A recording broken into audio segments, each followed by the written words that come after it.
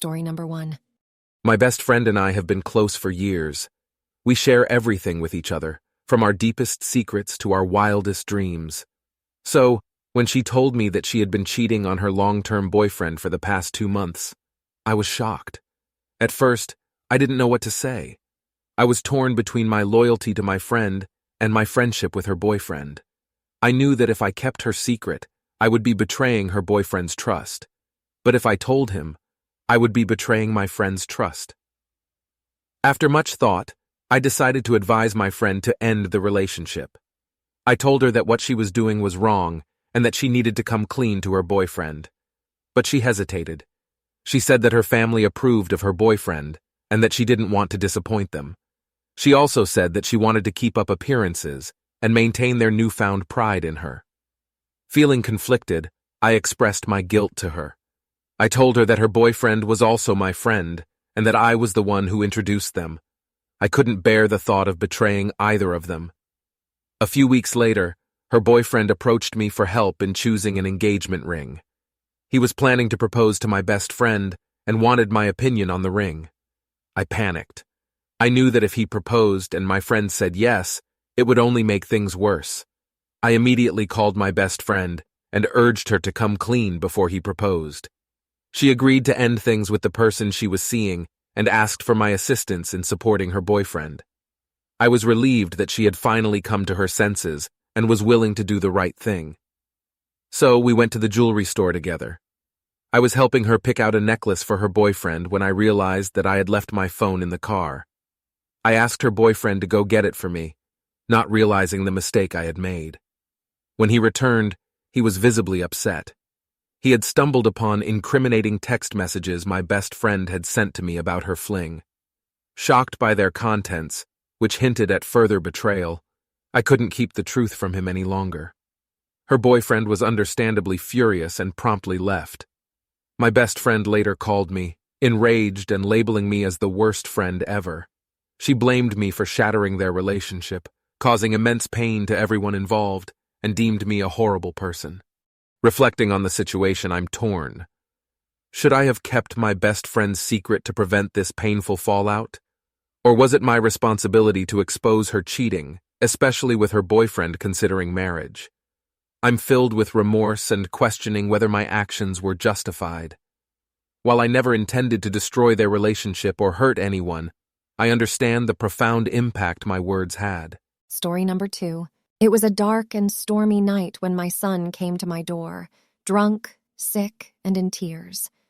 I could tell something was wrong, but I never could have imagined the bombshell he was about to drop on me. He and his wife had been together for 6 years, and they had a beautiful 4-year-old daughter. They had their fair share of problems, but they always seemed to work through them. I thought they were happy and in love.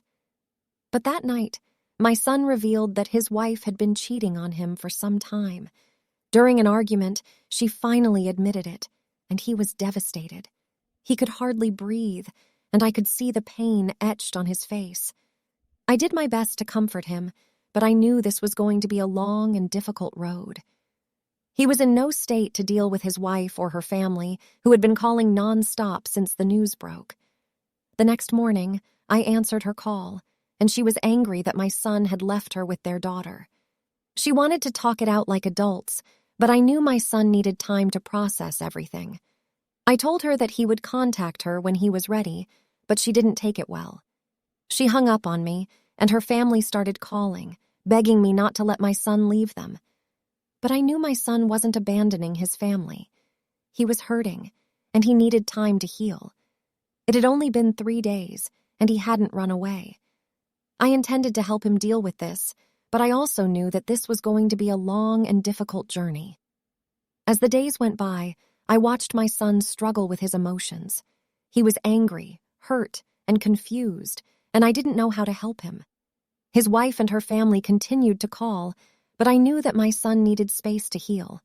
Then, one day, my son dropped another bombshell on me. He revealed that his daughter might not be biologically his. I was shocked and didn't know what to say. But my son was resolute. He loved his little girl, and he would never abandon her, no matter what. As the days turned into weeks, my son slowly started to heal. He began to eat again, and he even started to smile. But the road ahead was still long and uncertain. His wife and her family were still calling, and I knew that this was far from over. But I also knew that my son was strong, and he would get through this. He had a daughter to love and protect, and he had a family that would always be there for him. And as long as he had that, he would be okay. Story number 3. So, I'm a 30-year-old woman who's been married to my husband, let's call him Damien, for 7 years. Our marriage wasn't like most people's. We only got married because he got me pregnant and needed to step up as the father. We met in college and started off as friends, but I started developing feelings for him. He was dating someone else at the time, and they would argue a lot. Every time they fought, Damien would come to me for comfort. I didn't mind because I liked him and wanted to be there for him. One night, they broke up and he got me pregnant. It was pretty clear he didn't love me and didn't want a child with me, but he stepped up and married me anyway. My husband was getting his PhD and working in a hospital, so money wasn't an issue. Because of the baby, I had to drop out of college. Once I was able to work, I decided to become a kindergarten teacher, even though my husband didn't think it was necessary. Our marriage was unhappy. We never made love after I had my son, and we argued all the time. He would belittle me and remind me how I was just a pick-me-up. I'm also vegan, and ever since I married him, I had to quit because he didn't want to eat a salad for dinner every day. While working at the elementary school, I met a friend. Let's call him Brandon. Brandon was the kindest person I've ever met. He would check up on me to make sure I was okay. We'd go on picnics together with our kids. He has one daughter. And since we were both vegan, he'd give me some vegan recipes. Brandon made me feel true happiness, unlike my husband, and I was starting to fall in love with him. One day we were eating brunch, and he admitted to having feelings for me. I told him I liked him too, but I couldn't leave my husband because he overpowers me financially. Brandon said he didn't care and still loved me, and we started hooking up after that.